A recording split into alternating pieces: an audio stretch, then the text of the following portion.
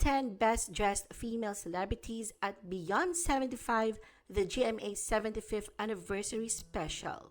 10. Bumagay sa short hair ni Barbie Forteza ang custom-made yellow tube dress with tie-high slit by Fatima Beltran.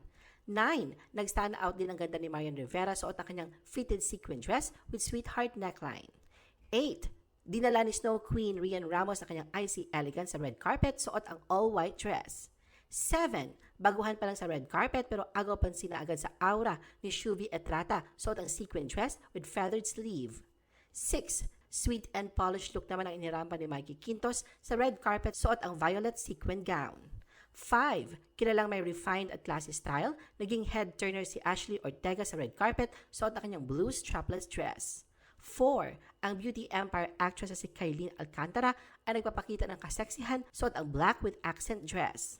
3. Si Jillian Ward ay nangingibabaw at agaw pansin sa kanyang red long dress, ipinapakita kanyang growing fashion maturity. 2. Si Bianca Umali, also known as Sangritera, ay napakaganda sa red carpet suot ang kanyang earth-toned satin dress.